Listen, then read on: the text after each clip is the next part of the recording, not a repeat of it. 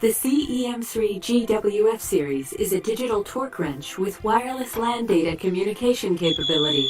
It allows a private IP address to be set for connecting to a local wireless network.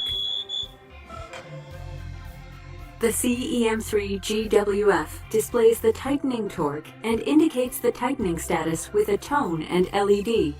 The wrench has two different operating modes, tightening mode and inspection mode. In the tightening mode, a preliminary alert will sound and a blue LED will flash starting at 80% of the lower torque limit.